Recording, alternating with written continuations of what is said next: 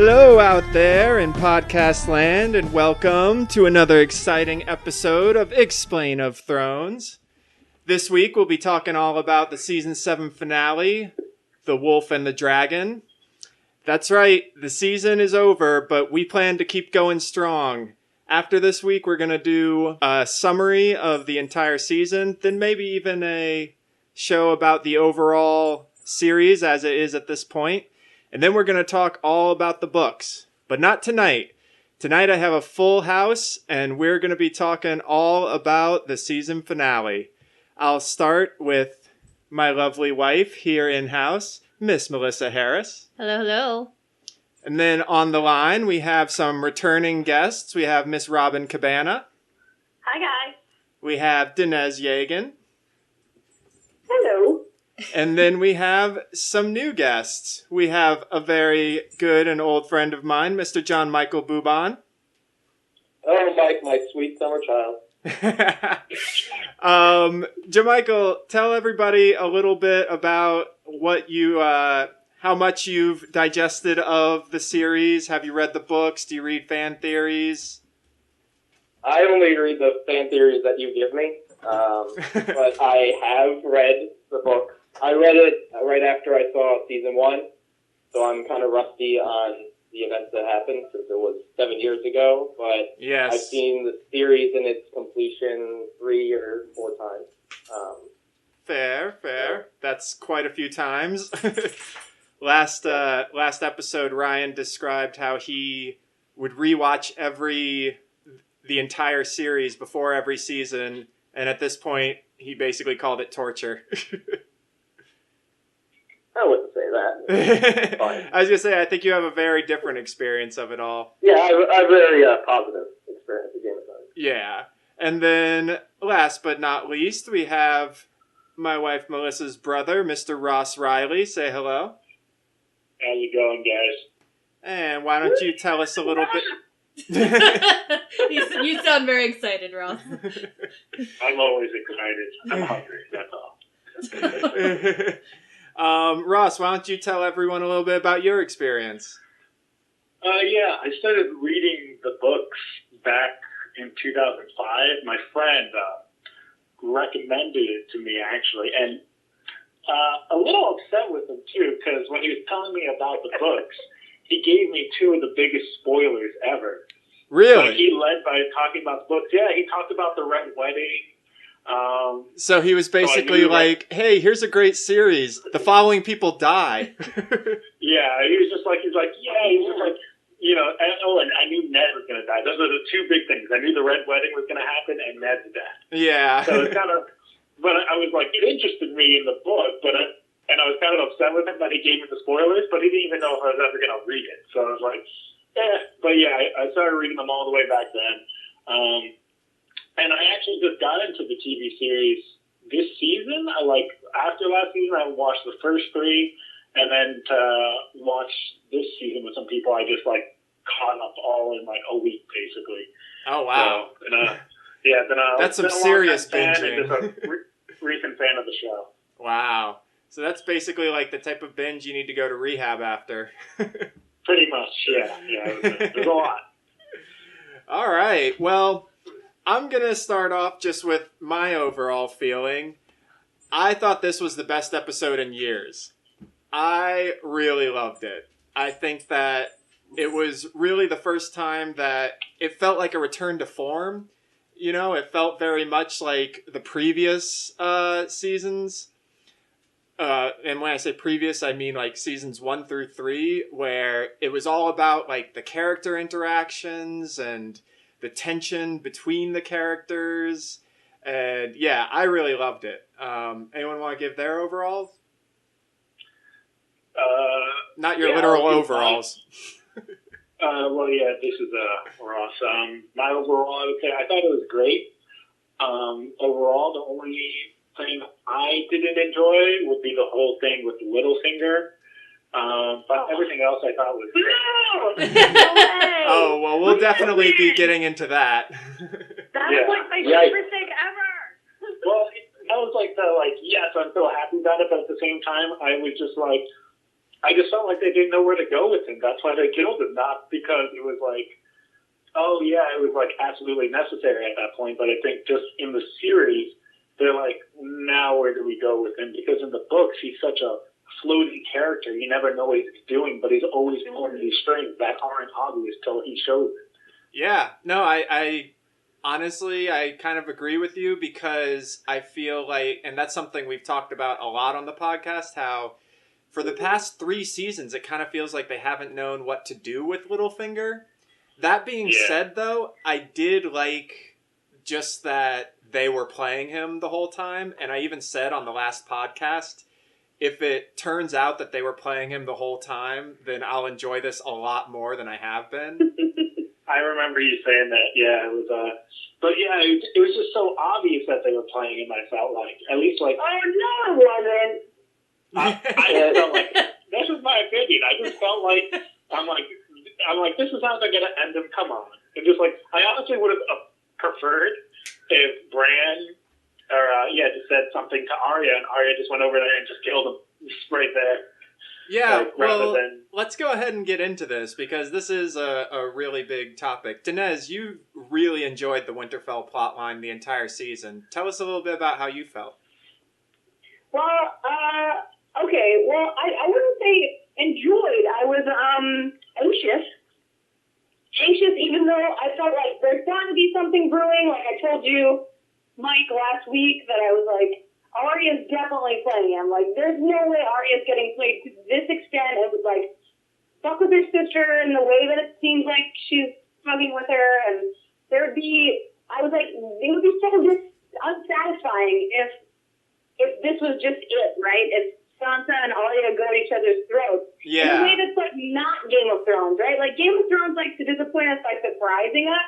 Right. And we're building it up so much that there was no way that it would be a surprise if the two of them actually did go at each other. Uh-huh. So it would have been out of character for the show, I think. I really enjoyed the way that Littlefinger died, mostly because he died in the same way that I believe he lived, which was like a weasel. Yeah. Like he died. No, I loved it. Begging. It definitely felt like the whole, you see a person's true character when they're about to die, and he was a whiny little bitch. Totally. Yeah, I thought it was really satisfying, personally. Okay. Jermichael, how'd you feel? I agree with everything Dinez said. It was very satisfying. I loved how when she cuts his throat, he was still trying to weasel his way, trying to talk, but all the blood was coming out. I thought that was a really good touch. His last even though he couldn't talk, he's just like, I could still get out of this, and it was way too late. Yeah, what was that? No, it was the same. I liked how they did it, of killing him, and the whole plot of he was trying to turn Sansa and Arya against each other. Yeah. And it didn't pay off. However, I think the biggest problem with the Winterfell story was that the showrunners were either misinforming us, so we were watching it thinking a different outcome, and at the moment when she turns and goes, Lord Baelish, you're the one that's being accused of treason, we all go, what? Yeah. But the one key missing scene in this whole storyline was they never acknowledge Bran's power. And I feel like that was the main catalyst of her absolutely giving enough evidence for her to turn on Baelish, because he was saying that you took the knife to my father, you said these words, and then Arya said, no, this knife belongs to you, which I don't know, Mike, if there was never an instance in the show where she figures that out, or she just talked to Bran, because Bran, right? Yeah, no, I definitely got the impression that the whole thing Bran had told them. Because, I mean, you know, he said in front of everyone, like, this is what you told my father before you died and everything. But then when they said, like, you know, you tricked Lysa into, you know, killing Jon Arryn and all that stuff, like, it definitely felt like Bran had seen Littlefinger's entire history. Right. And informed them of it. Because there were so many things that, like, they couldn't possibly have known. And, you know, they even... Or did they even accuse him of... they accused him of setting up Ned and of betraying him. I always got the impression that Littlefinger even went further and is the one that convinced Joffrey to kill him. I think I'd agree with that.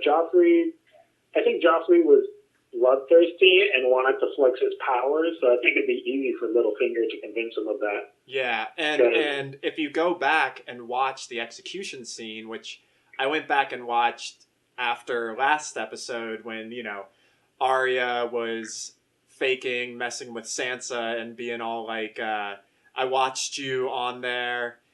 And, you know, that was one of the things I kind of had a problem with because it was like Sansa very clearly was trying to stop it. Why would Arya think this?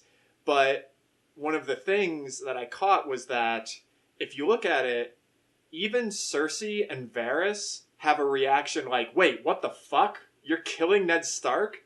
Not Littlefinger. Littlefinger stands and is almost smiling at the whole thing.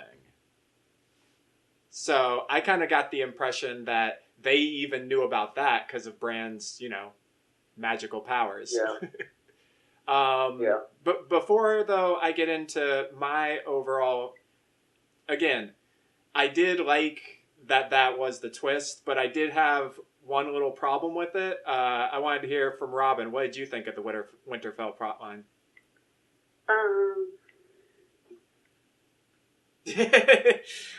I mean, sorry. there's a lot to I'm so unpack. There's a lot of people here. Yes. I mean, I enjoyed it. That it was just very satisfying to me because Littlefinger's just such a jerk, and you know. We've all just been waiting for him to die. Yeah, and I thought it was cool that the Stark kids all teamed up and brought him down. You know. Yeah.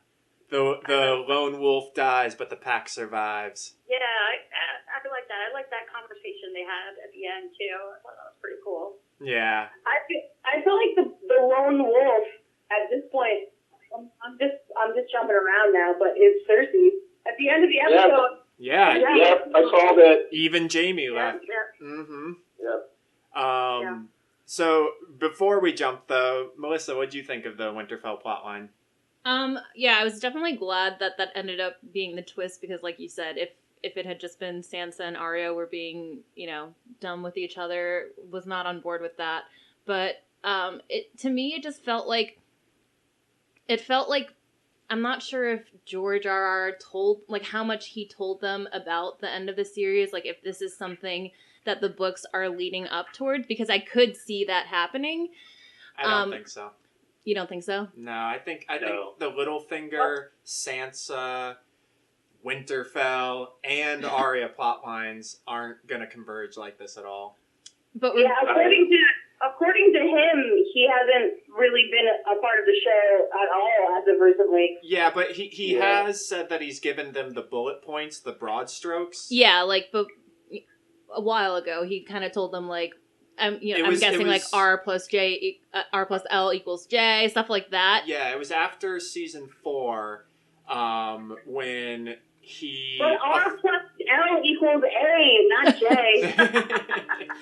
No one will remember that. I thought it was Ned. Like we're calling him Ned. I was like, that's sweet. What? And then I realized it was not, and I was like, all right, whatever.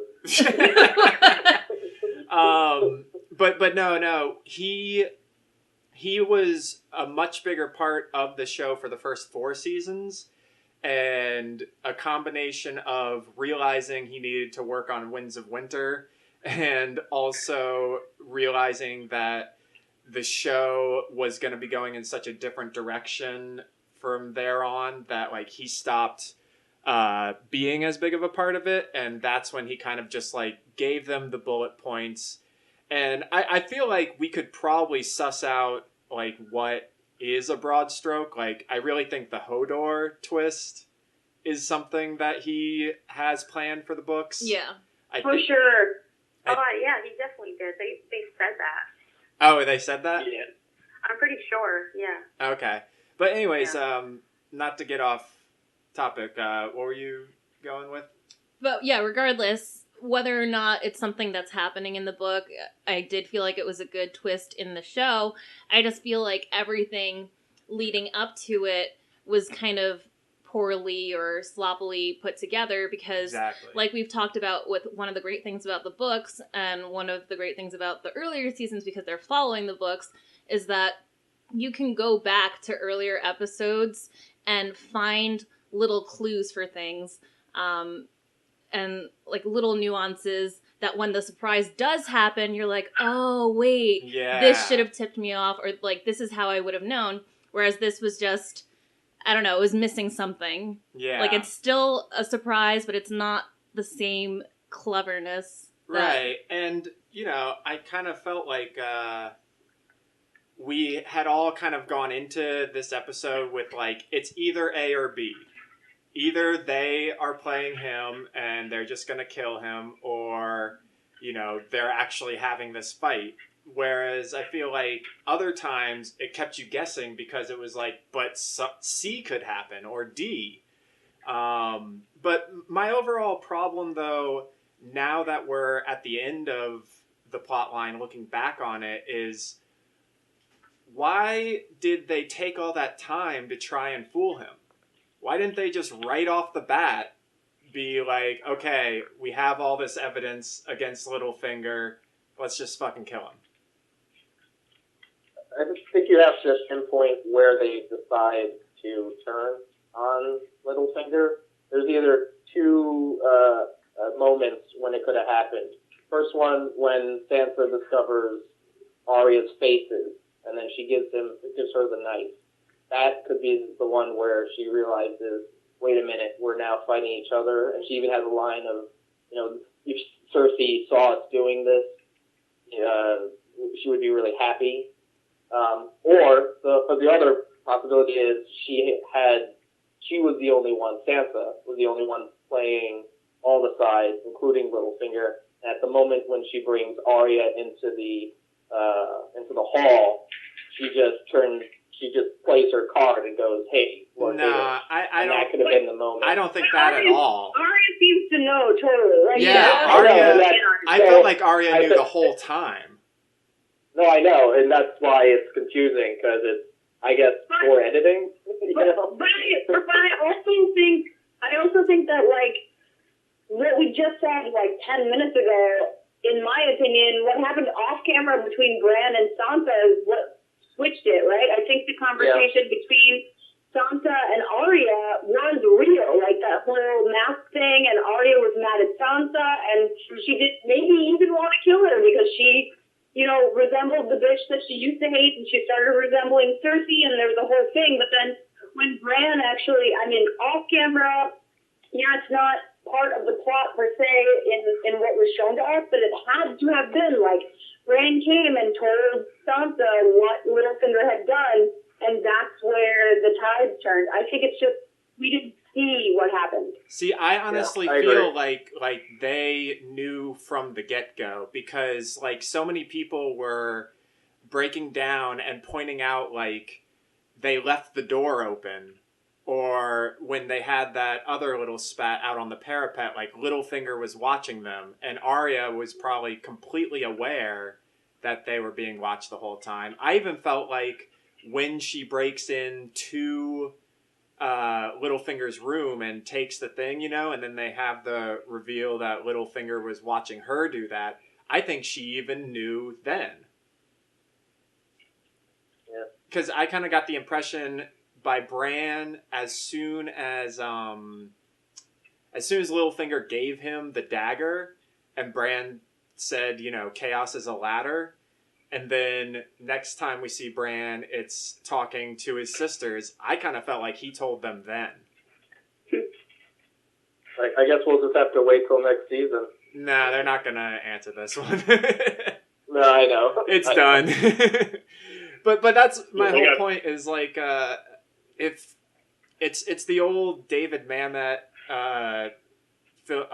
school of screenwriting where it's like after you've set up the dominoes, you then have to make sure that they could fall both ways, forward and backwards. And these dominoes don't really fall properly backwards. You know what I mean? Right. Totally. I mean, they're no David Mamet. They're no George R.R. Martins. But, again, I was very happy that was the ending, that they didn't do something really stupid with it. I think that was the right way to do it, and I'm glad Littlefinger's gone. Yeah. I think we can all say we're glad he's gone. I'm just not happy the way it happened. Yeah, well, Yep. and that's the other thing, is like Littlefinger is essentially the villain of the early seasons. Like, if you really look at all the things, like, he is the reason for the whole war. You know, he was the one that Right. manipulated Lysa into killing Jon Arryn. He was the one that manipulated Cat into thinking Tyrion was trying to have them killed. He was the one who betrayed Ned Stark. He was like just one thing after another. Littlefinger is the puppet master, and for the past 3 seasons, it's felt like he's just kind of stared creepily. Great. Yeah, but he had a great accent. Oh yes, Littlefinger did. Man, let's just hope they burn his body. Am I right, guys? You don't want to see a Yes. white Littlefinger? That'd be awesome. Well, I just hope they don't, because then they get to kill him again. Well, I think it's gonna be Oh. second time. Exactly. But I think the cold. All right, so I was just going to say, for me, the only thing I didn't, I just feel like, I think they'll do a better way. I think Sansa's going to be the one who killed Littlefinger in the books, but I think it'll be in a different way. Maybe similar, but she's going to do it on her own, without needing help. Like she's gonna stick hungry dogs on his face. well, That's her move. Well, I feel like we can't really get into it because it's such a complicated plot line in the books. yeah. But We'll wait for the other week for that, just because it's completely different. Like, she's not there. yeah, we'll have an entire episode on plot line, on Littlefinger and what his scheme could probably be. But let's just say his fingers in a lot more pies than they were in the show. his little fingers. That's a really gross euphemism, Mike. Well, you know, it's Game of Thrones. A lot of gross sex going on. Actually, one of the funnier things, just a quick side note, when they get back to the Vale in the books, Sansa and Littlefinger, after Joffrey's been killed, Lysa, insists that she and Littlefinger get married immediately. And they're, banging super loudly throughout.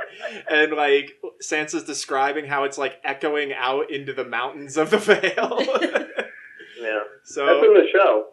Was that in the they show? Did, yes, that was in the show, actually. I remember that. I'm like, oh, they actually kept that in. Yeah. How could they not? Yeah, because we do have to know about Littlefinger and Lysa's sexual proclivities. Yeah. All right. Well, anything else on the Winterfell plotline? I feel like, we could talk about it forever, but there's really not that much more to talk about. Yeah, I think we're done. Yeah.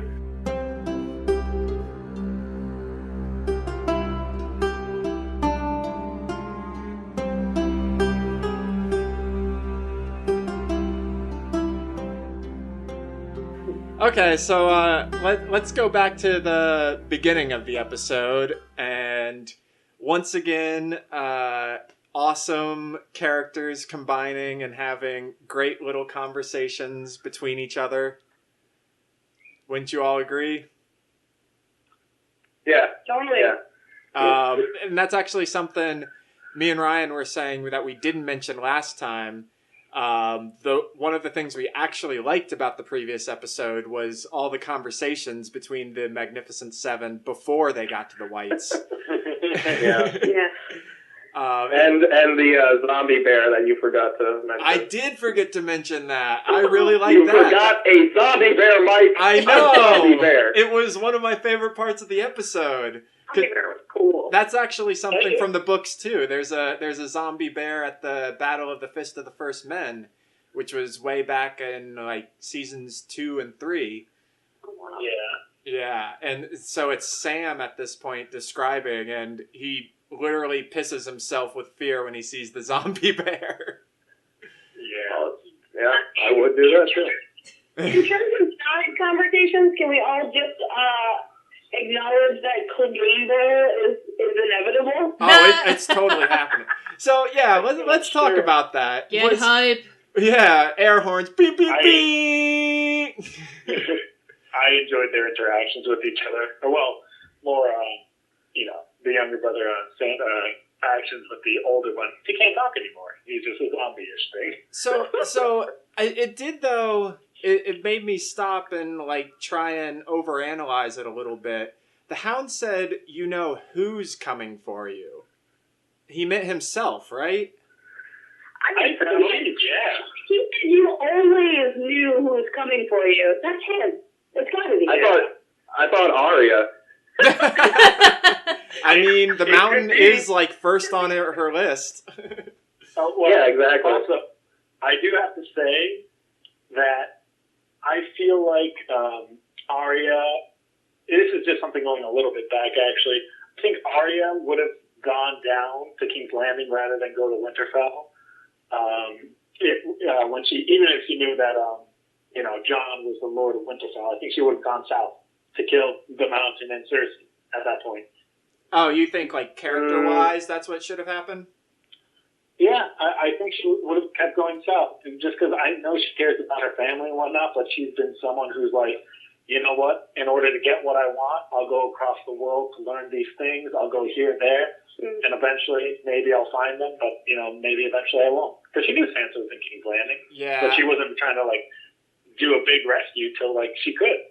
I mean, I've said it before. I feel like Arya as a character is the one who's been not done the most justice in the last few seasons. Like, it really feels like they've been trying to have it both ways, where she's a total psychopath who murders people, or she's spunky, precocious Arya that everyone loves. It feels like they're trying to do both, and so that makes it really tough to tell. And that's kind of what made the Winterfell plotline really confusing, because we haven't been given a strong enough idea of what they're going to do with Arya. You know? But that's going way back. we finished. But like I think it's important to just think about it. Like, I would say her biggest role right now, like, she could be a soldier, I guess, not a great one. She's a better duelist or an assassin. Her biggest thing she could do right now is assassinate Cersei, and just get that done with. Like, rather than being one extra person on the line fighting the White Walkers, I think she could play a much bigger role in the whole universe doing that. But I mean, we spent a lot of time, at least in the show, maybe not in the books, I'm not sure, but about how Arya is not no one, and how she can't just be an assassin, right? Yeah. Right. If she was an assassin, she would have thrown Needle in the water when she was in Bravos, but she kept it. So I think that just shows how she wouldn't have gone to King's Landing. She would have returned to her family. I suppose, but at the same time, Needle, it's a sword, but it's not a sword. That's why they name it Needle. It's very thin, it's very elegant, it's very light. It's kind of a sword, but I think it's just a weapon, and she does have, I guess you could say that. Like, if she did throw it away, that would be her throwing away her family fully, but yeah, I don't know. It can go either way. I mean, what I mean, though, is that they, you guys are both right, is kind of what I'm trying to say here, and the show isn't doing a good enough job of picking... Which one? Yeah, what Arya is, what she has become. Like, on the one hand, they're showing her as a sociopath. On the other hand, they're also showing her as a caring, compassionate person, and I feel like it'd be stronger for the character to pick one and go with it.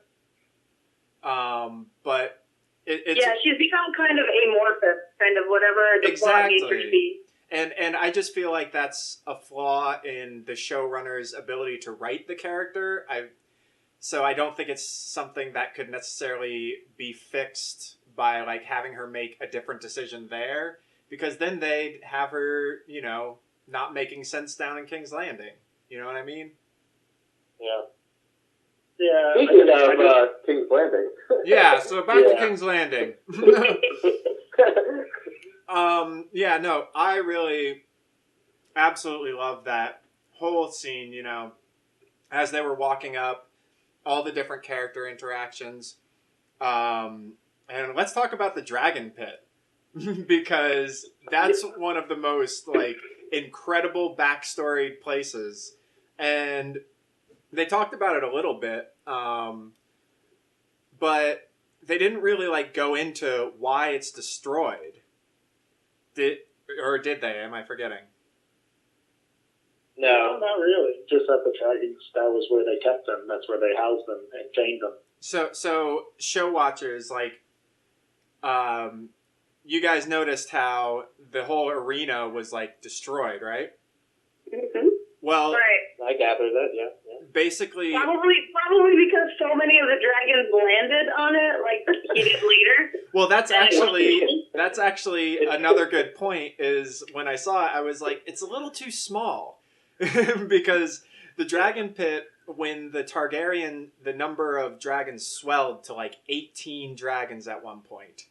And the Dragon Pit was because, you know, as Daenerys saw when she was in Meereen, like, you can't just let dragons roam free. They're going to start killing people. They're going to kill livestock. Like, you just can't do that. You have to keep them chained up.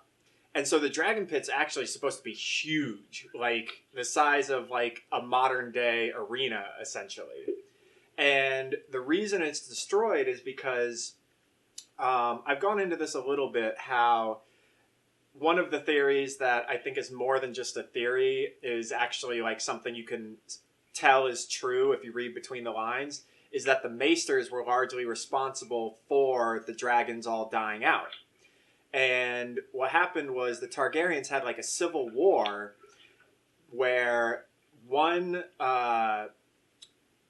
princess was supposed to become the next queen, but one of the princes actually like kind of overthrew her.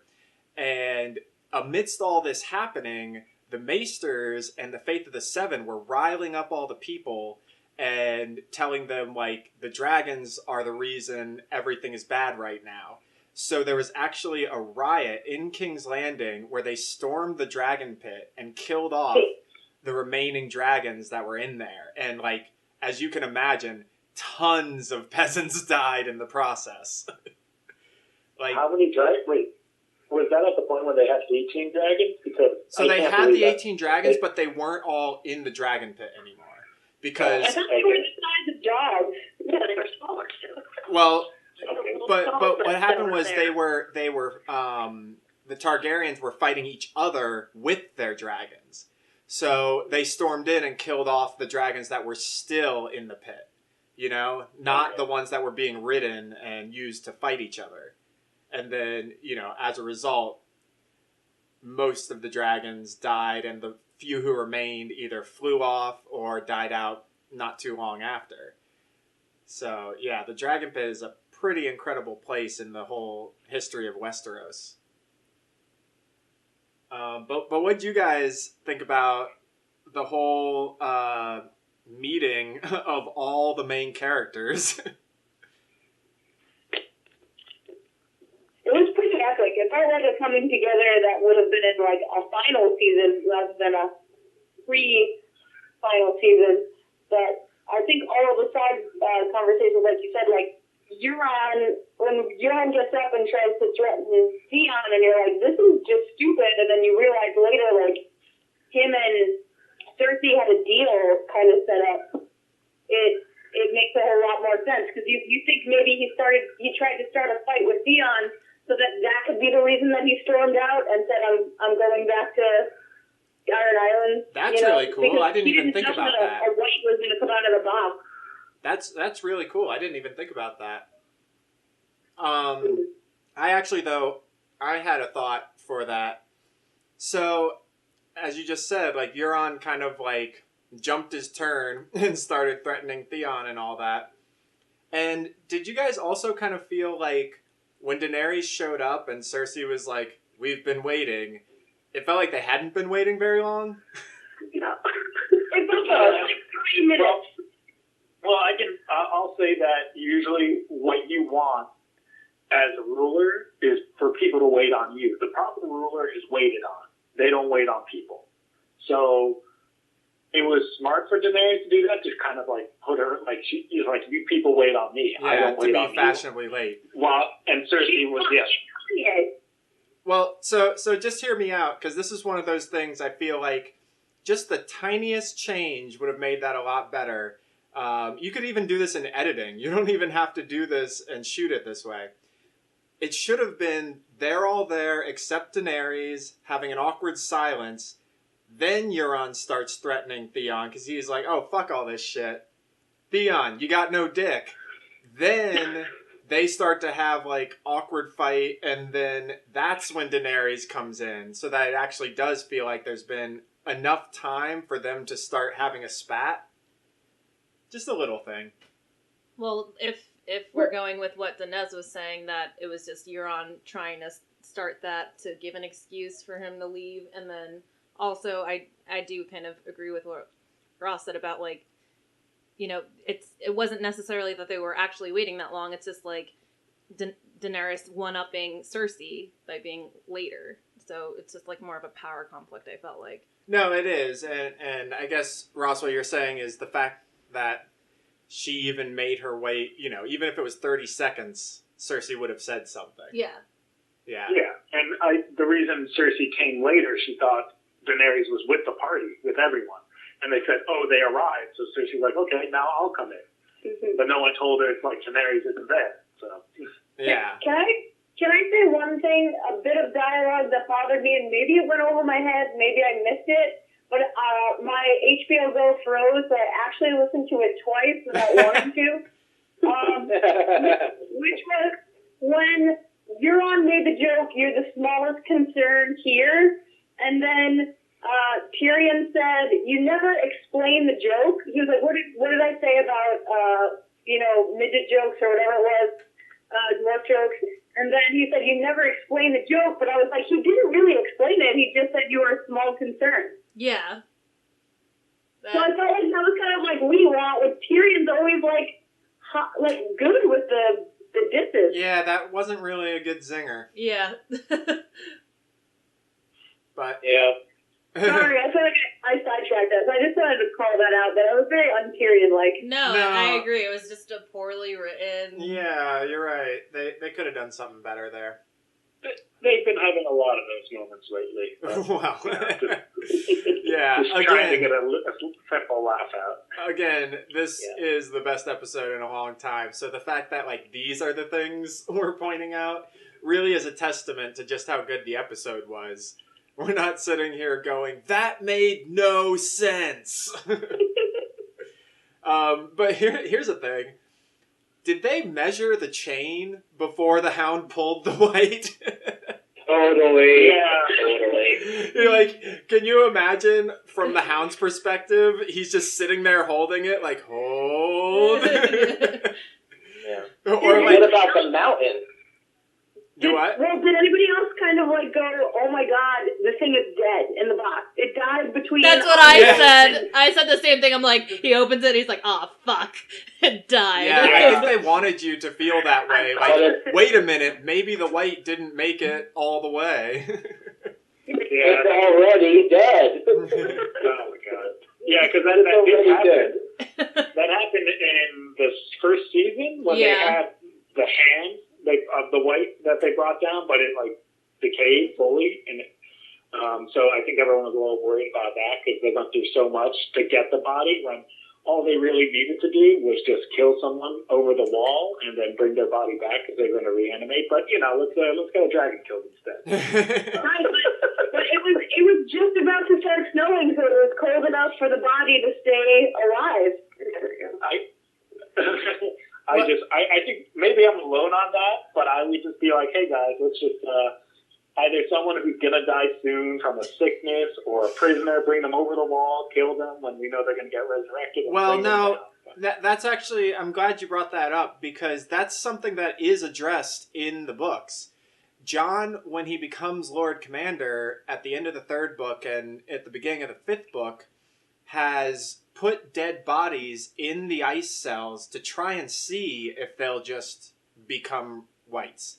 And none of them do. Because a White Walker has to physically, telepathically raise them from the dead. So so you have to be like in their proximity. Right. So I'd imagine why would a White Walker then do that? Like if they sees you. It's just for me, I feel like it's an area of effect. Like if they're within like a certain amount of radius, like let's say half a mile to a mile of that person, it will get raised. No, but they showed that the Night King has to like make. They showed the Night King has to actually make a choice to raise them. It's not like everyone in a certain area gets raised. It's like, we saw at Hardhome, he had to lift his hands for all of them to raise from the dead. In the previous episode, he had to touch the dragon for some reason to make it raise from the dead. Well, I think the whole touching thing.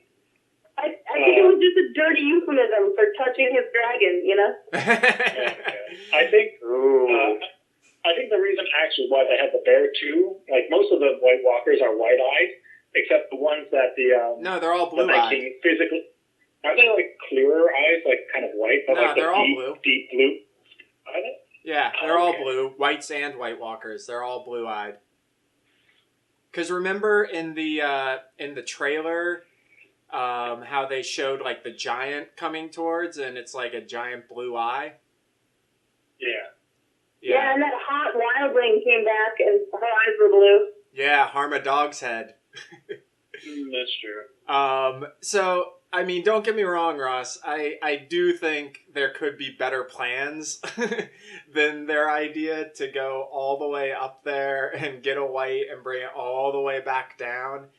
And I mean... Yeah, like Danny could have just flew there to begin with and just picked one up and like gone. Yeah, and the other whole thing is... And this kind of gets into...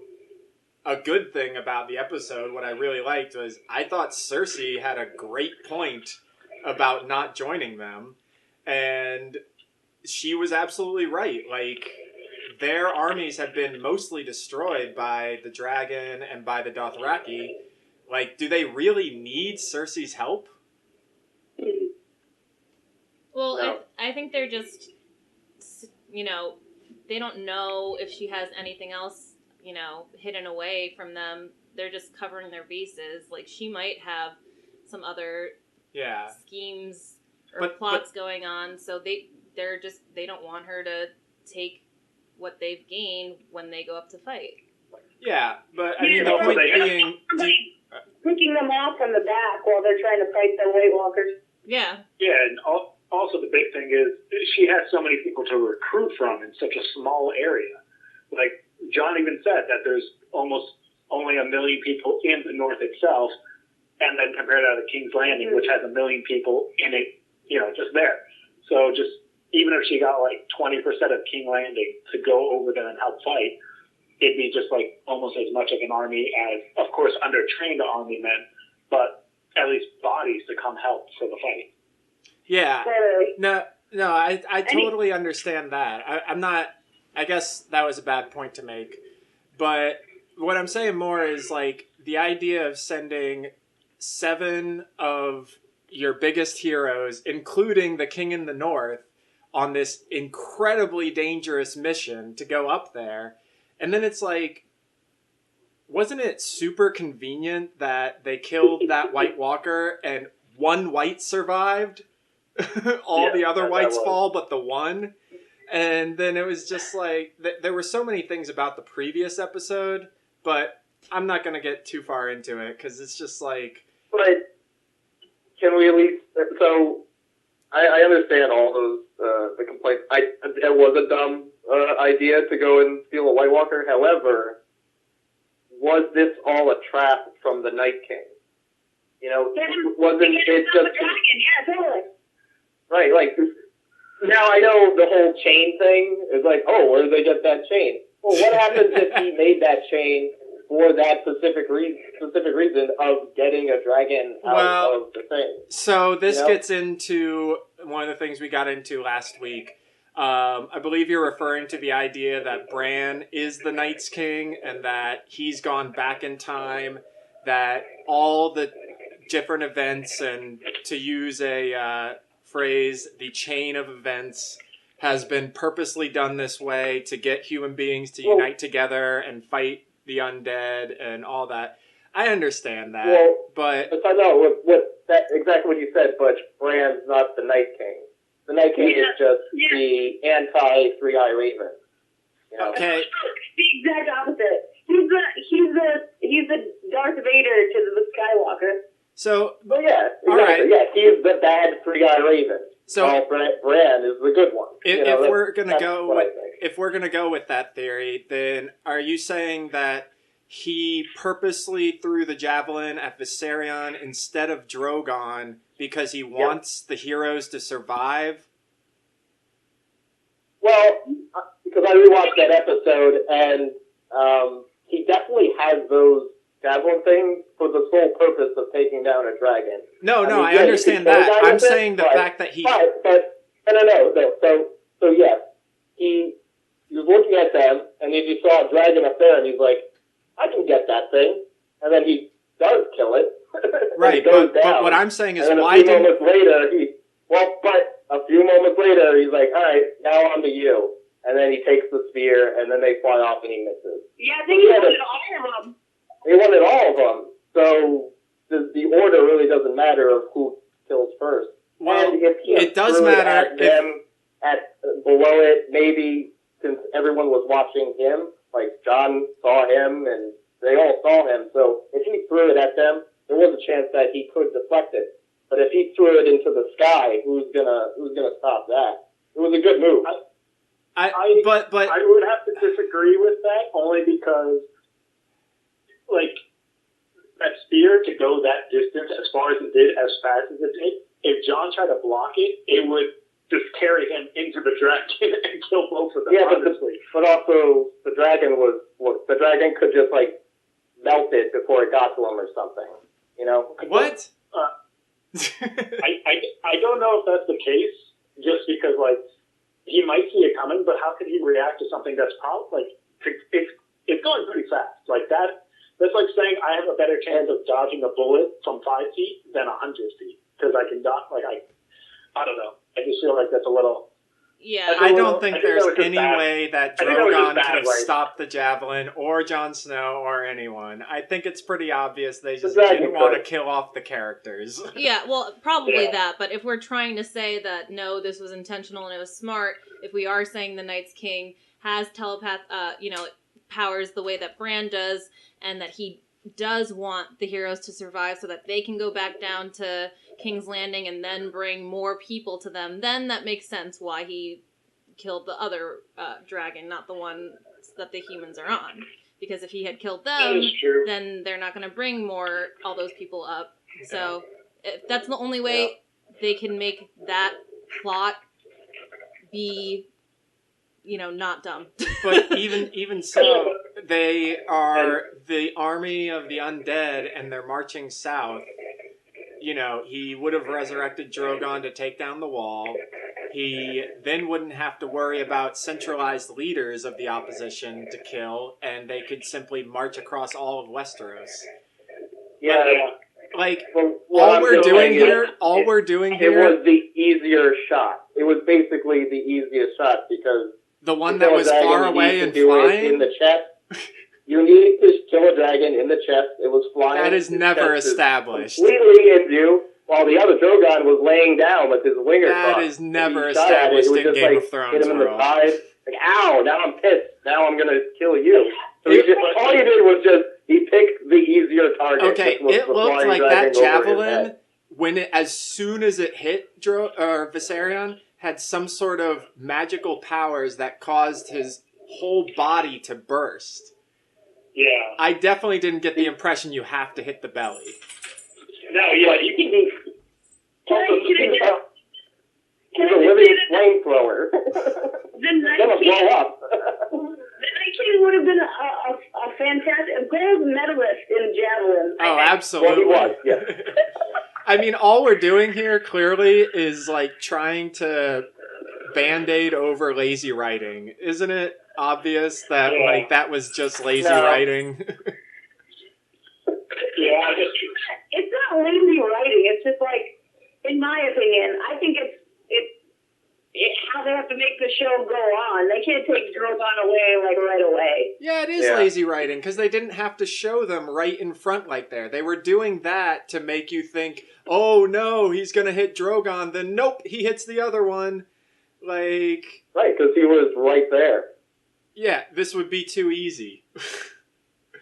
And like the chain Right, because thing, it's you know, flying in the air. I will hit this dragon in the air because it's super easy. I am the best thrower in all the North. This guy is going down. So I would take exactly. Drogon, you know. Yeah. and that and like Why did the Night King? the chain thing, like we didn't need the chain. Here's another reason why the chain is stupid. How did they get the chain around I got the best dragon? reason why the chain's stupid. Why? You want to hear this? Yeah. Okay, so in the episode that we should be talking about, they ask him, is like, can the White Walkers swim? That's exactly what I was about to say. Right? So, so how did they get the chain around the That was dragon literally head? exactly what I was about to Swim. say. Are there scuba diving zombies? So, to be clear about that, I think the Night King would be willing to send maybe 12 undead to their permadeaths or frozen deaths or whatever, just to get the chains around them. No, but they said they couldn't Like, swim. If they can't swim, how could they even get down there? Probably more They fish. something. There were giant hooks on the edge of the chain, and the Night King had to warg into the frozen fish, who then swam around Viserion's body. Nice. I love it. Love it.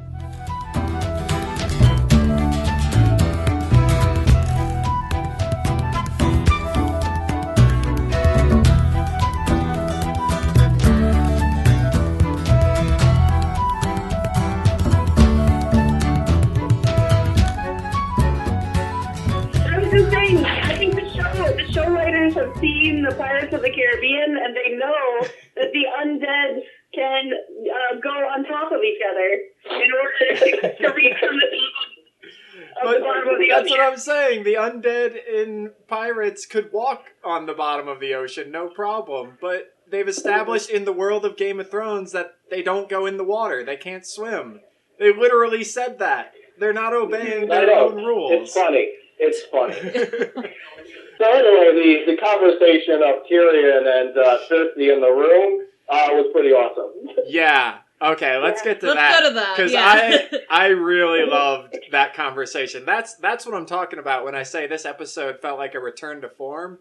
That totally felt like the conversations in the first 3 seasons. Like there was so much tension and you knew the motivations of both characters. Oh, it was beautiful. And I was just really sad that kick-ass outfit that Cersei has isn't going to fit her in like 4 months. She has maternity goth clothes. So we can all agree that she's pregnant, right? She's not faking it. Yeah. Oh, So, yeah, she's definitely not faking it. I don't think she's faking okay. it, yeah. Well, I thought it was one of the funny things I said was, you know, when Tyrion puts the wine down by her, she doesn't take it. And then she's talking and she's like touching her stomach or whatever. And he's like, "You're pregnant." And then I was like, did they know in medieval times not to drink wine when you're pregnant? like they didn't know that in the 60s. She didn't drink it. That's what I'm saying. But like, if this is supposed to be medieval times, they wouldn't have how known would that they know back that then. alcohol was bad for pregnancy? They had a medical journals there, okay, Melissa? No.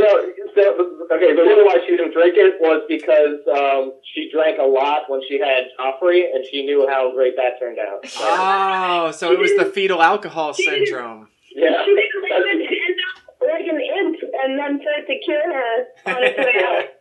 Also, to be fair, it is medieval, but at the same time, they know more. Like, we can't really say when it would be. Like, they know certain things that are a little farther than medieval, but certain things they don't. Like, so it's kind of, it's hit or miss with that. It could also not be great writing. But, but women were drinking during pregnancy as recently as the 1960s. I mean, that is something that they definitely wouldn't know. But it was more an indicator because we know that, you know? Yeah. Just a funny thing, though. Again, pointing out how great the episode was, that these are the things that we're nitpicking. Can we also talk about the great, like, who here thought that Cersei was actually going to kill Jaime? Absolutely. Sure, she gave a nod. Yeah. Honestly, for a few seconds, I was like, oh my God, she's actually going to do this. I thought that was amazing. That was a perfect showing of she tries to rule everyone with fear, even the person she's in love with. Absolutely. You're so right, Ross. That's why, and Tyrion too. That's why I love this episode, because previous episode, I didn't feel like anyone was going to die. This episode, both Jaime and Tyrion, I really thought, like, holy shit, she could actually kill one of them right now. Right, which really pissed me off because I've been so vocal about how Jaime's going to kill Cersei. Not only on this show, but everywhere. And I was like, no, this can't happen, no. Yeah. Well, it's part of the prophecy that, you know, all her 3 children will die, and then the younger brother will kill her. And, you know, people are like, oh, Tyrion, or that's what she thinks, Tyrion. But Jaime's her younger brother by a few minutes, but still the younger. Yeah, and that's something we've addressed. Or her undead child. Or her unborn child. Well, that's what I said. The child might not be born. But it said it was going to choke the life out of her. The youngest brother would choke the life out of her. Well, maybe the childbirth will cause her to her throat to back up. Well, but an important note, something that we addressed on the podcast, because we talked about this the very first episode, and then I went back and realized that part of the prophecy isn't in the show. It's only in the books about the younger brother killing. Right, but as I said in the first episode, just going back to quote myself, is that they've been building this arc of Jaime's character from totally awful, like, I want Jaime to die, he pushed a child out the window, to somebody who's righteous and can tell right from wrong, who tries to lessen Lady Olenna's pain when she dies. Like, the arc that they've been painfully constructing, to me, only ends in him killing her, regardless of what happens in books and that prophecy. Yeah, no, I totally think you're right. I think that's the telegraphed thing.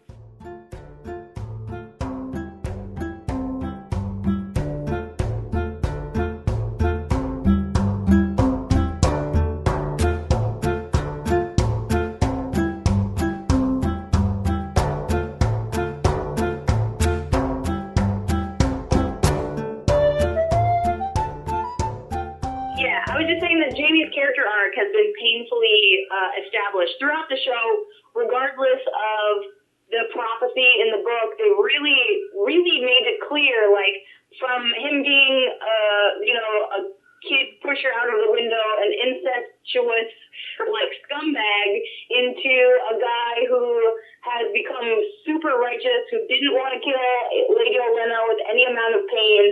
And the point I was making earlier was that basically that he's the Kingslayer. He's so famous for being the Kingslayer, has been shamed that the poetic way would be for him to also end the series as a Queenslayer as well. Oh shit! That would also be one of the best band team ups ever, Queenslayer.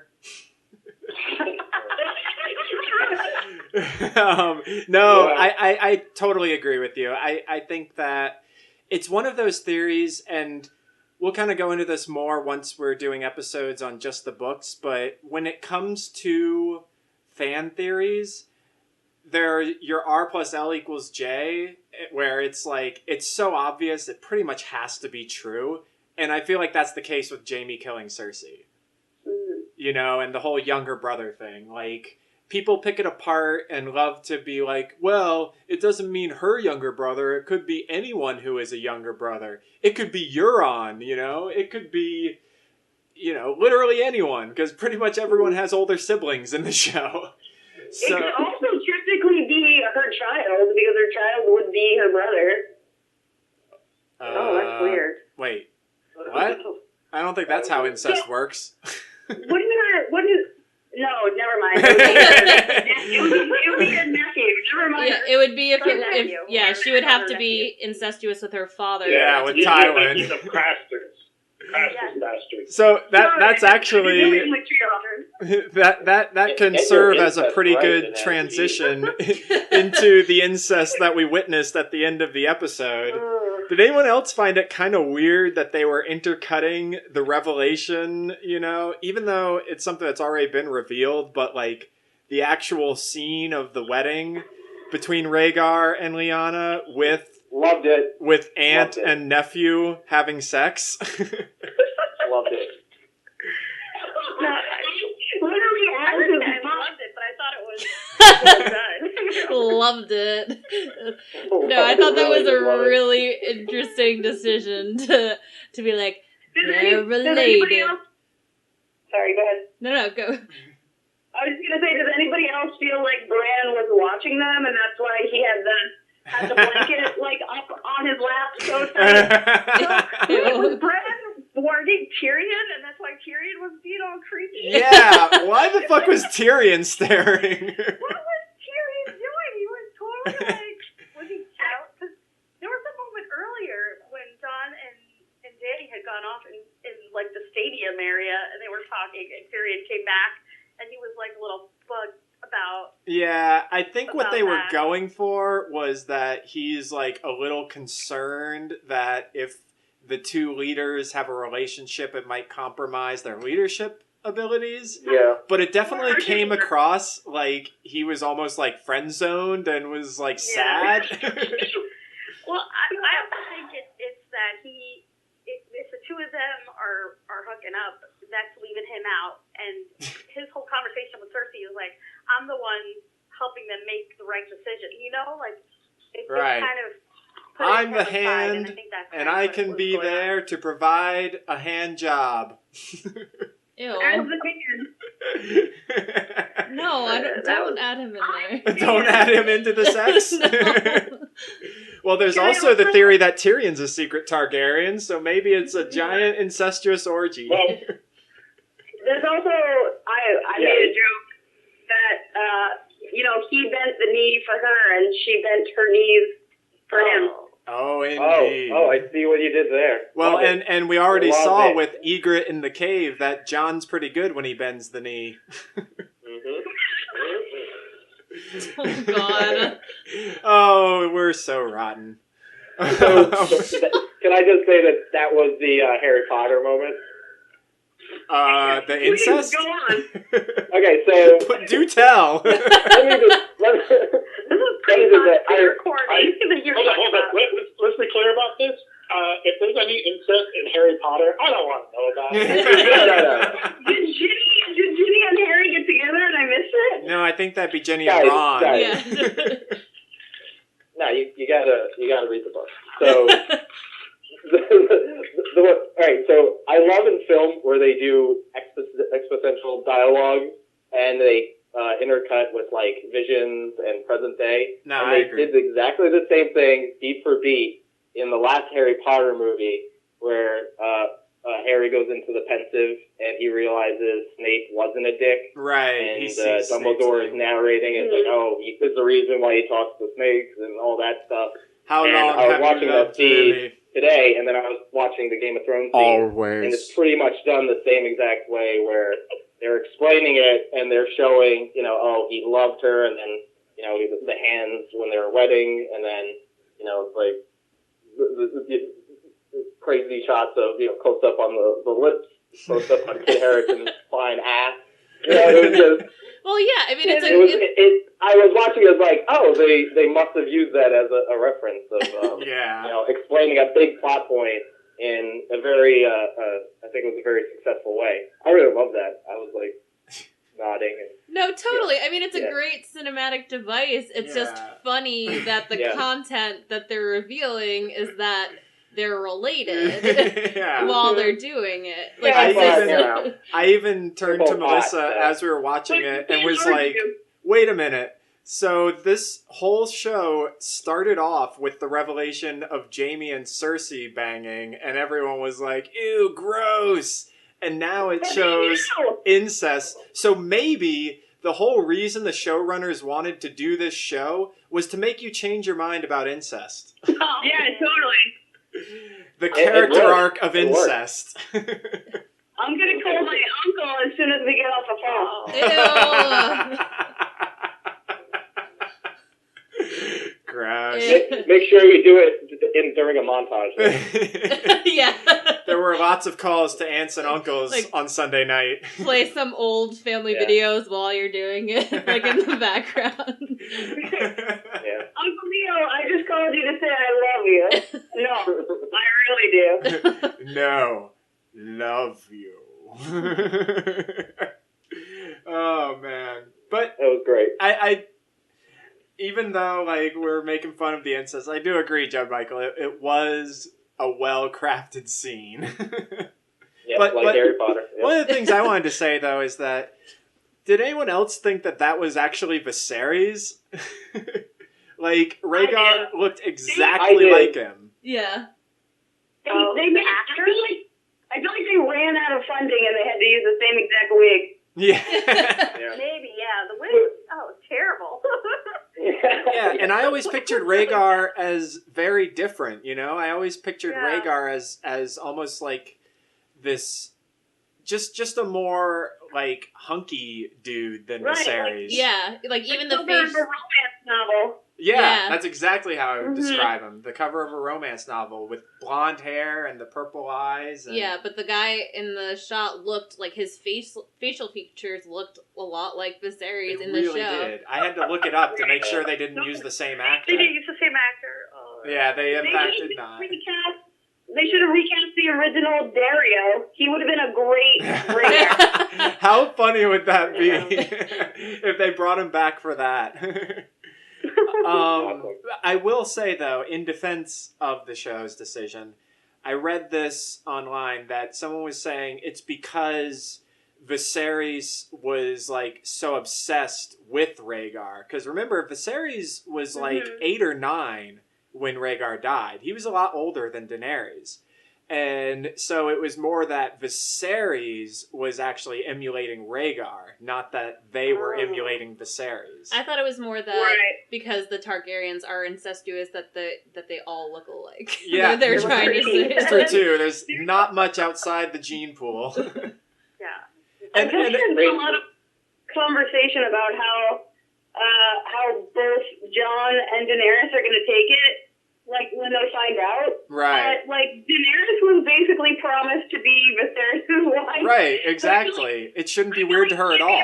No. Were her parents siblings, too? Yeah. In fact, going back... It probably won't bother her. It'll bother Jon more, I think. Yeah, well... Jon's going to be gross.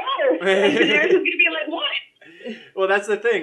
Going back hundreds of years, the Targaryens wed inside the family as much as they could to keep the bloodline pure. Because, personally, I think it's because there's a genetic aspect to being able to hatch and ride dragons. I think there's a reason they were trying to keep the bloodlines as pure as possible so that they could continue to have dragons. And that's why Daenerys is able to hatch and ride the dragons, because she is one of the few remaining with that bloodline. And it also means maybe Jon will be able to ride a dragon. Well, I think they answered that a little bit, because the two other people who were able to get close to the dragons, really, were possible Targaryens. Well, Jon's confirmed. Tyrion is possibly. Right. But at the same time, look at the Starks. Their magic still holds, Right, the war game. The whole thing, like, there must be a Stark at Winterfell. Oh, the one time they left, for some reason, Winter fell on Winterfell. Isn't that kind of strange? No, but when they came back, it subsided. I don't know. So. Yeah. I feel like it was understandable why they wanted to make sure that they could keep control of the dragons by doing that. But I think that was just because they realized that was their whole power base. Right. And if they lost that, they're like, well, we would be just like anyone else. And also, there's obviously the medieval aspect that this is what real European monarchs did. Like, in every country, too, which is what's really creepy about it. Like, Spain, Germany, France, England, all of them were, like, wedding within the families in order to keep the bloodlines pure.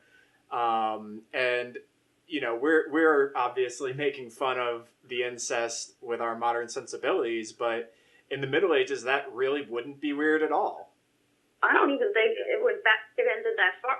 Like, just a couple centuries ago, even, like, yeah, I think cousins Diana married. looked at an outsider.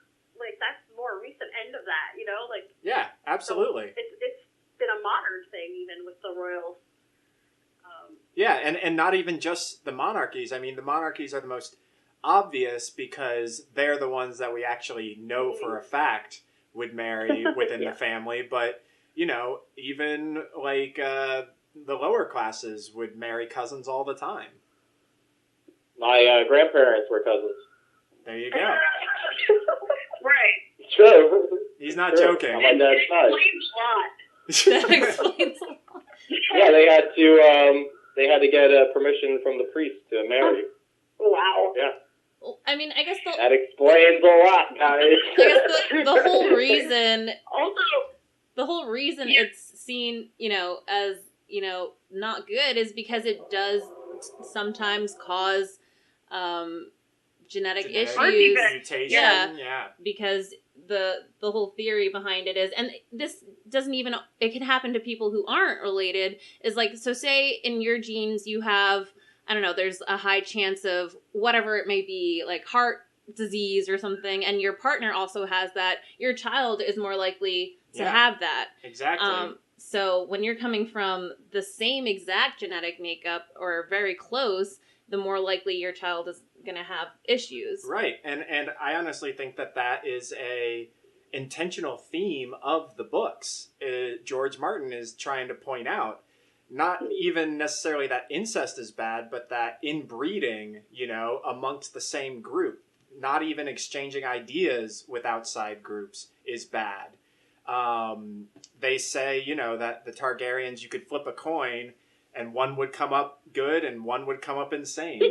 And that's what happens when you inbreed. Also, it feeds into, and this is definitely something we'll have an entire episode on, how I believe the White Walkers in the books, they're called the Others, and I think that they're actually humans, not that were transformed by the Children of the Forest, but who, through genetic mutation, mutated to become, resistant to cold and all that. And the whole reason they're invading is because their gene pool has become so repressed that they just need people. They need to keep going. And feeding into that is Craster. Craster was giving his babies to the Others. Now, in the show, they've gone ahead and revealed that the White Walkers then take the babies and touch their fingers to their bellies and they turn into White Walkers. I think that they're taking the babies, raising them so that they can have more genetic, material to expand their own group. But their bloodline's already corrupted. That's what I'm saying. And that's why they're invading, because what they've been getting is the worst kind of gene pool. It's Craster's inbred sons that have all been from his daughters, every single one. I'm waiting to see a 4-year-old White Walker because that would be adorable.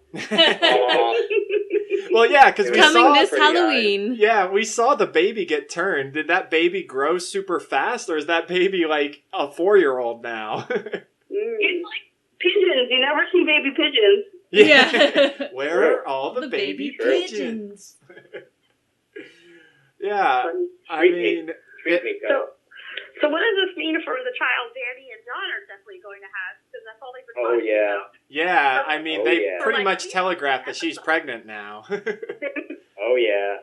I'm like harping on Well, it so much. Well, yeah, there was a whole thing about, like, the woman said, like, oh, you will not have a baby till the sun sets in the east, like all these kind of things. And basically Daenerys thought it was her cursing her, but it was more her giving her, it was more maybe a prophecy, I would say. It wasn't so much a curse. She's like, you will not have, and it was just Daenerys taking it as being like, oh, I'll never have children because these things can never actually happen. I think that's exactly right.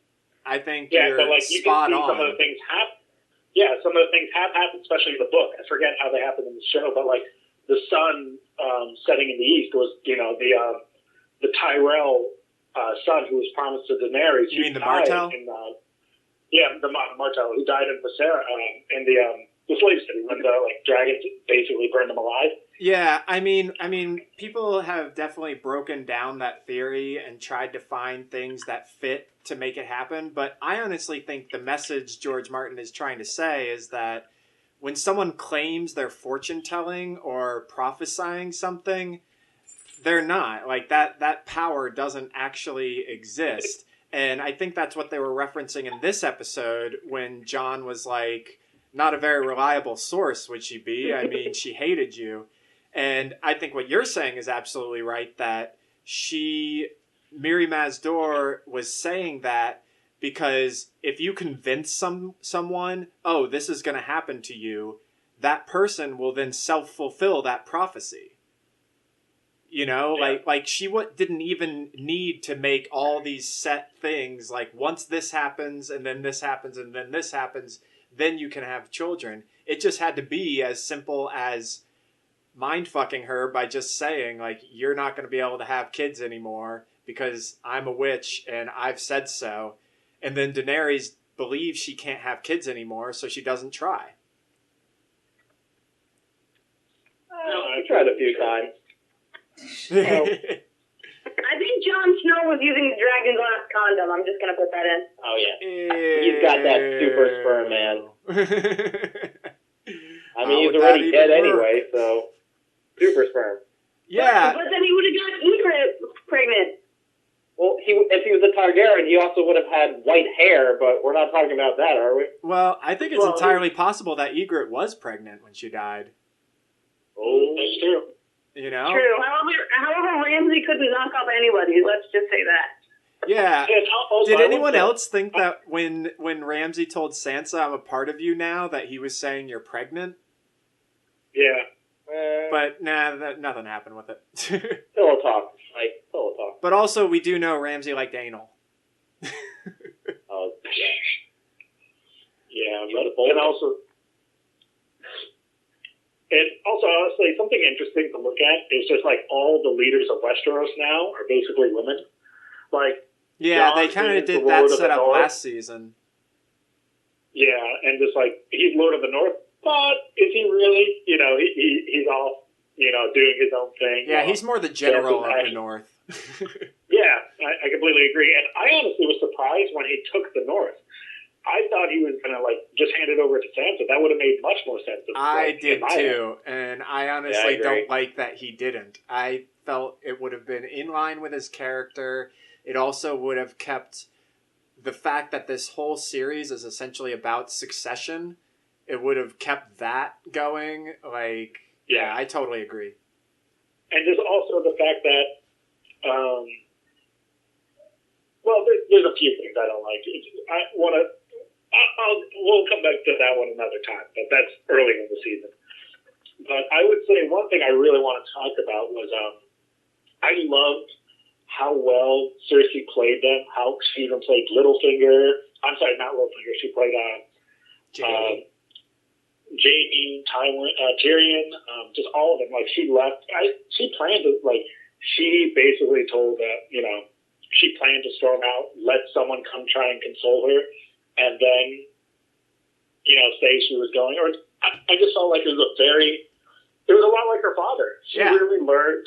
I totally agree. She really learned from him. I totally agree. And I'll say that Jamie probably killing her is like him letting go of his father's ways, not becoming his father. He's finally like, you know, being a good man that he was always meant to be. That he was always trying not to be his father. That's why he joined the King's Guard.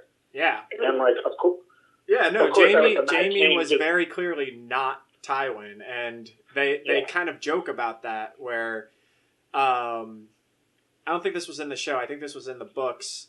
After Jamie in the 4th book is going on his little trip in the Riverlands, he's meeting with his aunt, actually, Gemma Lannister, and she literally says, like, Tyrion was always Tywin's son. You were not. Because, you know, Tyrion is all the brains of Tywin. Jamie is essentially just a fighter. Mm-hmm. Yeah. Yeah, no, I completely agree with you, Ross. I think the whole everything Cersei did in this episode was great. It really felt like true Game of Thrones. Yeah, and I think that was what made it one of the best episodes. But also, like, it's okay to have, like, think about the people who they rule. It doesn't really matter to them who rules overall. They're going to get taxed. They might get killed, get taken advantage of. But I think you could live normally in normal times. There could be a bad ruler like Cersei, and they'd go through it. Like, the kingdom would stay together, all those kind of things. It really wouldn't matter. Like, you mean in modern times, like if there was a president who's not a very good ruler? I mean, I can't think of any comparison to that's going on right now. Yeah. Well, what I was going to say, but like when it comes to crunch time, like there are certain presidents who can't be president during like certain times. Like imagine if one of our not great, like one of our, let's say there was just a bad president in the recent years, was a president during World War II or World War I. I think it would have just, you know, things would have gone terribly differently. And just like, that's the thing, you can have a bad president, you can have a bad ruler, but in actual trying times, you need a great ruler. Like when it, you know, that kind of thing. And right, and I think that's part of George Martin's overall message as to why just nepotism is so bad. The fact that someone might be in power just because of who their father is, or even their mother, and that person could be absolutely terrible at wielding power. Yeah. Like, look at Joffrey, you know? Man, don't we all miss Joffrey? Yeah. He was the best character.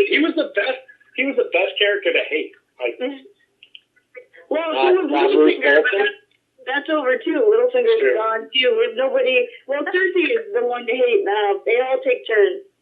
Yeah. But she's still there. Yeah. Yeah, and I kind of feel, though, like they've done a little bit of a job of making Cersei, like, somewhat, not good. Definitely not good, but, like, they make it so that you can kind of identify with her. In that, you know, especially in the earlier seasons, how she was all about, like, her children and everything. And that's why I feel like last season it was so weird that when she was torturing that septa, that she said she does things just because it feels good. When it's like, it made her a much more strong character to have that, like, mother's instinct being what is driving everything. Well, now she's pregnant again. She is. She's pregnant again. So, yeah, they could bring it back. And, you know, this episode really felt like they were turning things back in a good direction.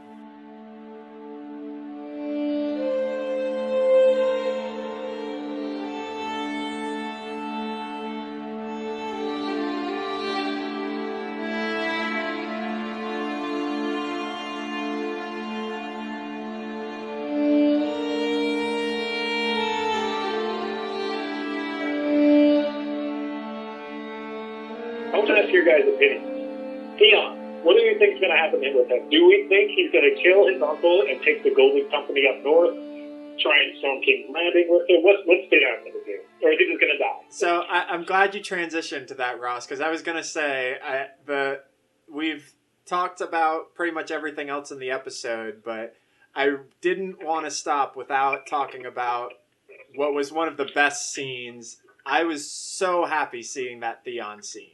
Did you guys like it too? I was happy, but I didn't like the I don't have a balls joke.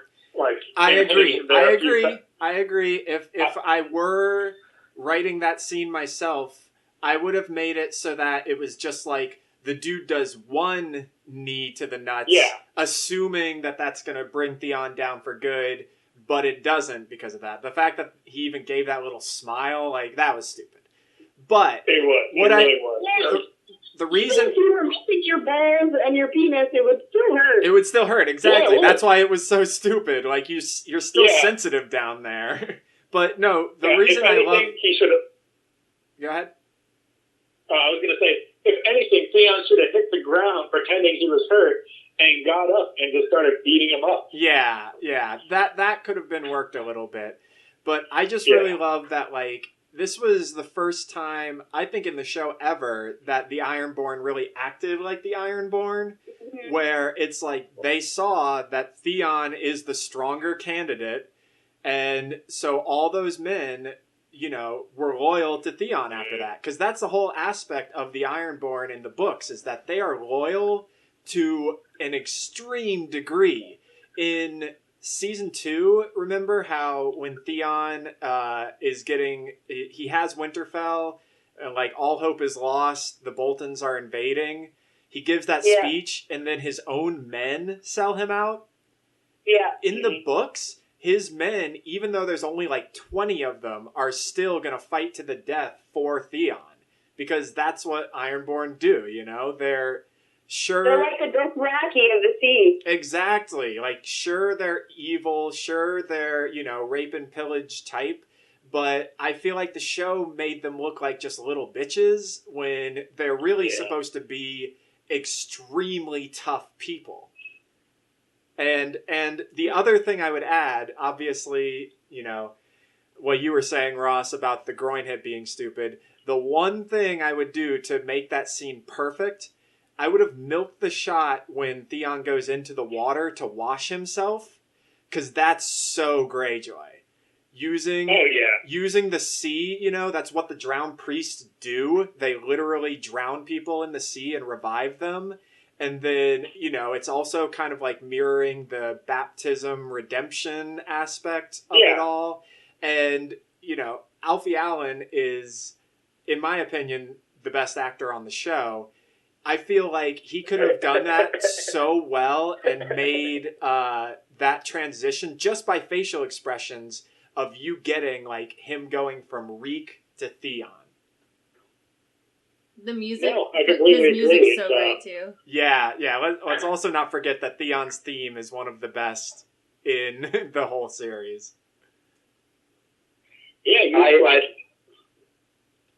I would say that you go from hating Theon to feeling the fact that you can hate him so much in the series or in the books and whatnot, and then feel bad for him and then want him to get better. I think that's one thing George Martin always shows. There is always time for redemption. It doesn't matter what you've done in the past. You can make up for it. You can become a better person. It doesn't mean you're forgiven for all your things. You got to deal with those own demons and try and make amends your own way. And maybe you can't. Jaime Lannister, he still pushed Bran out of the building. Do you think Catelyn Stark would ever forgive him for that? No. But does that mean he's not a good person now, or trying to be, and has come a long way since then, and trying to help people around him? I think he is. I would feel bad for him to face his crimes, but I think he still would have to. Well, and that's why this was such a good scene. His whole interaction with Jon was exactly that. Exactly. I did love that part where Jon was you've done nothing but good things in your life, and Theon's basically well, I've done really bad things, and Jon's well, yeah, totally, you do. You've done. Not letting you off the hook for that. What were you going to say, John Michael? It sounded like you were about to say something. I actually was laughing during that scene. I thought it was kind of hilarious that you know, it's the whole, like, fraternity bully, like, stay down, bro. Yeah. Stay down. And then he's like and then Tyler Durden.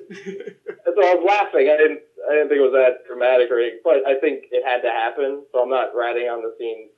They had to put that in.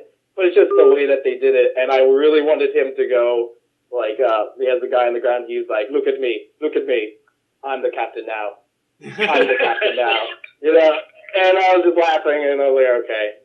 No, I completely agree with you. Honestly, that scene, it was they could have done it a lot better, and I do like that they worked in, you know, the strong rule for the Greyjoys. That's absolutely a big theme for them. But the way they did the fight just itself, like, the guy was just pounding on Theon, and, like, he threw, like, 5 punches, like, just not, like, missing at all, and he was just getting so winded. It felt like, and, like, Theon was just taking the beating, and, like, it just felt like almost an old wrestling fight. Yeah. Where the guy kept just beating up the guy. And that's what makes Game of Thrones good. The realistic... Go ahead. It was Mayweather McGregor. I mean, it's timely fight. Yeah, that's why they held that scene off, because that scene could have happened earlier in the season. Yeah. Yeah. I did like the lighting. Do what? Like, the way it was filmed and shot, I thought, you know, it was like, I guess, sunset, and everything was dark, but yet it was bright. Yep. Him going in the water. I think it was photographed really well. Yeah, absolutely. It's just that I was laughing during it, you know. Yeah, no, the cinematography was just so good. It's and to kind of like bring it all back around, like that's kind of the point I've been trying to make. Like there's this entire season is that there's so much potential to do things like that, and I'm just so happy that they really did it in this episode. Wait, Mike, don't bring it all around yet. We haven't talked about the wall. Oh, shit. You're right. Is Tormund alive yet? Is Tormund alive? I mean, I think they're alive, and I think that's stupid that they are alive. Because they should be dead. We saw that thing come down. That thing's 800 feet in the air. They should be dead. Well, to be fair, he didn't fall. Like, they didn't break the entire wall. They broke Eastwatch. Like, the entire wall is like, how long? But that's where they were. Like, they were at Eastwatch. Yeah, no, but he ran, like, he was on top. Don't get me wrong, he probably should have died from it, or just shouldn't have been there. There's no way you could run out of the path of that. Because that thing came down super fast. I mean, I know they've got magical undead dragon fire, but goddamn, the wall came down fast.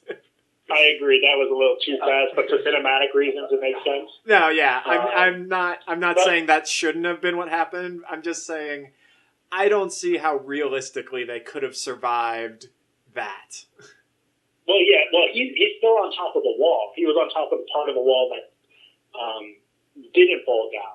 Like they showed him like the last part where it broke the top, like his men falling and him still alive, and then it went to the dragon's point of view, and like not the bottom of the wall continued to fall, but the top finished falling. Like no, I see what you're saying. I understand what you're saying. I agree. It should have just been shot different. He should have been like far left of it, and he was watching from a distance the wall falling as a witness more so than like his part of the wall. He should have died in it. I mean, there should have been a consequence that the wall, like, fucking crumbled. That's what I'm saying. Well, to be fair, why not just have him die there? I wouldn't want him to die there. I think, to be fair, so many people are gonna die in this war. Having him die early would just be... Well, to be fair, it could be George Martin for him just to, like, a great warrior to fall off But that's the what wall. that's what I'm saying. And like Inez said, it would be a consequence. It would be a legit consequence, and we would feel it more. I would. All right, I'll agree with that. And I'll say it's probably more George Martin for it. I'm just happy he did it just because I like him. Everyone loves Tormund, yeah. I mean, who's gonna make cock jokes if Tormund's not around? I just love him and Brienne. I just love how hate and love he is with her. It is great. You just see it. Like, did anyone else think that the Hound was going to say something to her about Tormund? Right? Because they had just talked about it in the previous episode. I thought Yeah, the Hound was going to be like, yeah, exactly. I thought he was going to say, I met your boyfriend. I did like that they had the little interaction about Arya, though, just yeah, to square like that saying one she away. really did grow up. Like those were kind of her foster parents. Her well, not Brienne as much, but Yeah, Brienne wasn't really there. yeah, It was a single father. It was a heartwarming moment. Exactly. They were, But yeah, and then, I mean, back to the wall though. It's still it also it also kind of sums up, that for all the writing nitpicks, the visual effects are incredible. Like this season, they've all. That's why they didn't have. That's why they didn't have snow in any of this, because they were spending all that money on VC. You mean Ghost? God, I want to Ghost. That's what I meant. Yeah. Yeah, no Ghost, but he was sacrificed to the gods of CG budget. Yeah. The old Hopefully gods. he'll be back next season. I really hope he's back next season, because that was weird that he wasn't there. Yeah. And didn't Sansa have like a quick throwaway line?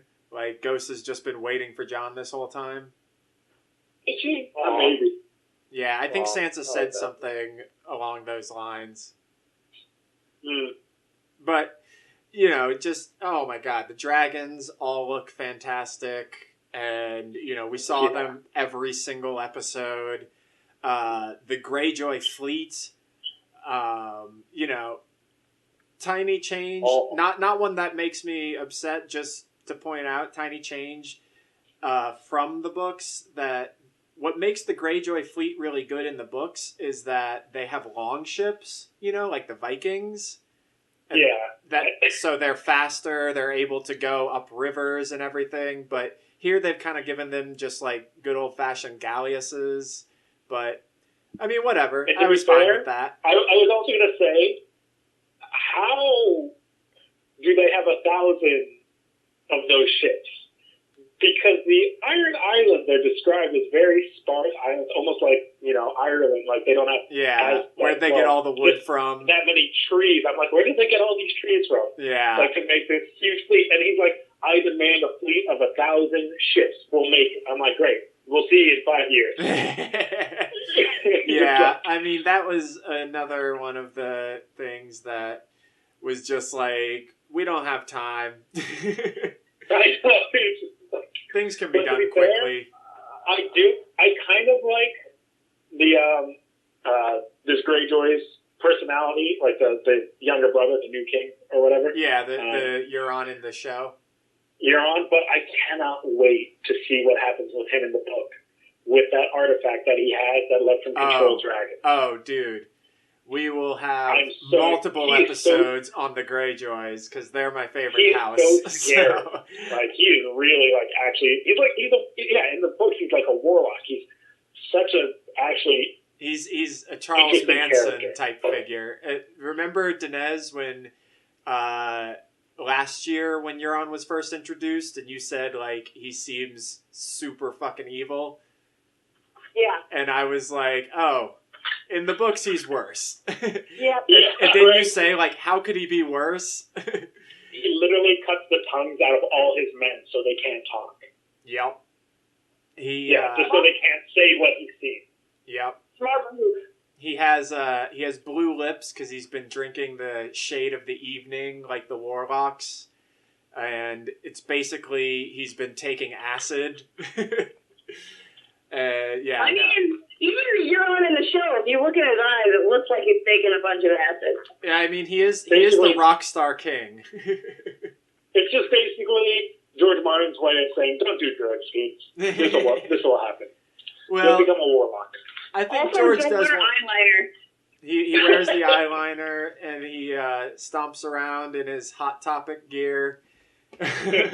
But no, in the books, he is just terrifying beyond belief. Like, I theorize that Euron is actually working with the others in the books. But that's possible, honestly. That's a whole episode to be had. Was there anything else at the wall anyone wanted to talk about? Does anybody else feel like the Army of the Dead kind of picked up their pace after the wall crumbled? They look like they're going a lot faster. Yeah, whenever the camera's on, they're moving pretty fast. Yeah, I'll say, well, yeah, they were going a little faster. They were going downhill, too, so. They're going downhill. Like, I would imagine they were probably, like, not in a huge rush to get to the wall before they got the dragon. Well, yeah, Because because it's all been the Night's King's plan the whole time, that everything would time out like that. Right, totally. So there were periods where he and the Army of the Dead were just kind of standing around. Like, around a lake that was pretty big? Yeah. Yeah. Playing horseshoes. Also, I was really curious about, this is going back to the last episode, when they had the whole thing like the Army of the Dead wouldn't go over the water, why didn't they just, the White Walkers come closer? They freeze everything around them, just like by proximity. Like everything starts to freeze, fire, die out, and just like they could have just came and frozen a path. But sorry, that episode is just bad for a lot of reasons, so maybe not hard. Yeah, on that there's too really much, no but reason to ask questions about that episode. Yeah. I think the answer for every single one is lazy writing. Yeah. I guess I just wanted to That put does, another though, bullet remind on it. me, John Michael, you want to say what the theory you told me when the season began? Oh, that the White Walkers are actually the Valerians, or the... No, that the way they would get around the wall is that they'd go to Eastwatch and just freeze the ocean. Oh, yeah, and then walk around it. Yeah. But not as cool. Definitely not as cool as what they did. No, we had to see the Night's King on his little perch. Wouldn't it have been cute if he had a little saddle for the dragon? So while I was watching it, when I first saw the dragon, I screamed Mortal Kombat and started, singing the song of that movie. Yeah. And it was awesome. It was like, to capture that moment of watching it and your emotions, listen to that song. From Mortal Kombat. That is an undead dragon burning a 300-foot ice wall to the ground. Yeah. It's Sub-Zero. It's Sub-Zero dragon. Absolutely, it is. It's Sub-Zero in dragon form. The flame is like the hottest flame because it's blue. Yeah. No, that was... Well, awesome. yeah. It wasn't just the color scheme they wanted to stick with. Oh, yeah. When a dragon is undead, its flame becomes more powerful. Also, how many undead do we have in this series? I mean, we got, they've said it's something like 100,000. No, I'm sorry. I mean, different types. Oh, yeah. We've got that's a subject that we're gonna have to, spend a whole episode on. But yeah, it reminded me.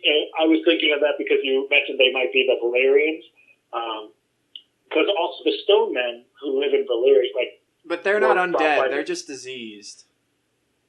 True, brought by the doom. And even the Mountain's not really undead. Qyburn just found a way to stop him from dying. But really, well, in the book he has to be undead. They took his head off. Yeah, well, no, that's something that I addressed earlier. The only evidence we have that they took his head off is that they send a huge skull to the Martells. But that's true. When Cersei sees Sir Robert Strong, who is clearly, the Mountain, he's got a helmet on. But he's got a helmet, but then doesn't she say that she sees nothing inside of it, basically? Dude, that's hilarious. That's hilarious that you say that. Go back and listen to the second episode of this podcast, because I describe how I thought the exact same thing for some reason. Maybe we talked about it. But I thought that too. But I went back and read the passage, and there's nothing like that. Really? That is not said. Maybe we all just put that in our brain. Dude, we because just assumed because there's a helmet and we thought that his head was chopped off. Because it's there was nothing in revealed there. earlier in the book that they have the skull, but I think we all had a Mandela effect. Wow, that's kind of awesome, actually. Isn't that crazy? That really is.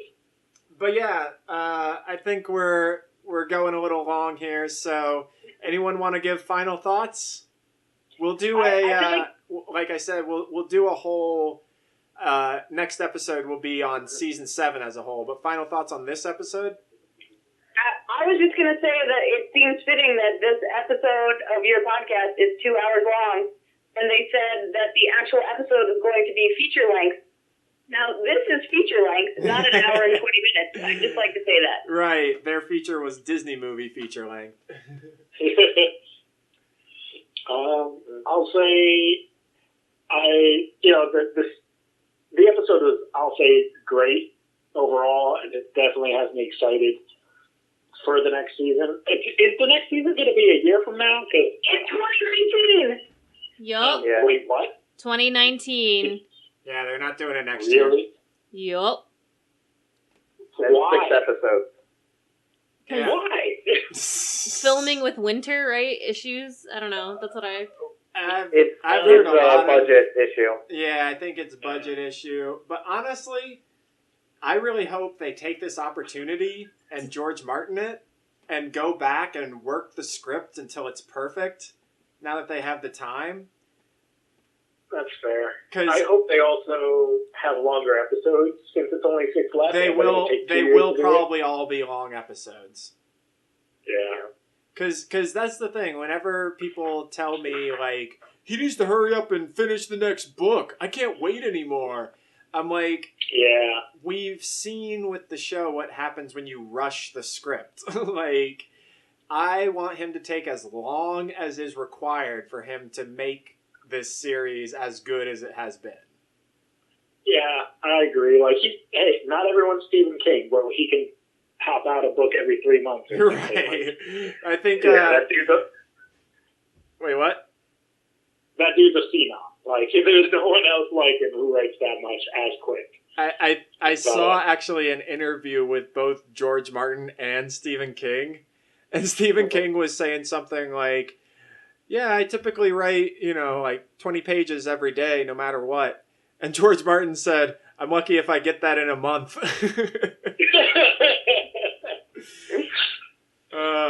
It's too... that's pretty great. But yeah, Jamichael, your final thoughts? Yeah, I love the episode. I think what really stood out that no one has mentioned was I really don't like Jaime Lannister. I never have, but Wow. I think this episode has changed me. I thought his acting was great, and the look he gave everyone as, they chopped up the White Walker, and he's in a desperate, he's like, how many are there? And she goes 100,000, and his look kind of just died. And I spectacular. props to the actor, and I'm actually excited to see Jaime Lannister for the first time in 7 seasons. So Wait, hold on. I think that's really what I took away from it. When you say you've never liked Jaime Lannister, do you mean the actor or the character? Oh, no, the character. No, the actor's great. Oh, okay. Because I was going to say, you didn't think the actor was doing a good job in the No, third he did. season when he's didn't in the like- baths with Brienne? Like, that was one of the No. best performances of the series. Oh, yeah, no, agreed, but I just thought he's a piece of shit. And, it's like, Okay, I gotcha. oh. It took him turning I was on applauding when they Cersei. chopped his hand off, and I'm like, it's surprising me that I finally changed. I was like, you know what, that Jamie, not that bad. Not a bad Not that guy. I'm really glad it took 7 seasons for you to turn around on Jamie. Yeah, What would it take for you to like Cersei, is the question. Nothing. I really like Cersei. I think Oh my she's god, great. why? Oh, just because she's probably the smartest person in the room, Yeah. but also the most evil. I I don't know if she's mean, the I don't smarty. like her as a person, but I love her character. Yeah, the character is great. Yeah. I just didn't like Jamie. There's a few characters that I really just do not like.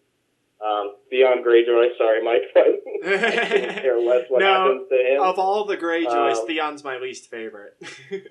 Yeah, so it just surprised me. I was like, you know what? Yeah. And to see Kit Harington's butt once again, I was like, yeah, good job. Yeah, can we just take away Kit Harington's butt? That's really the overall. Yeah, that was all right. a Harry Potter moment. Melissa, your final thoughts?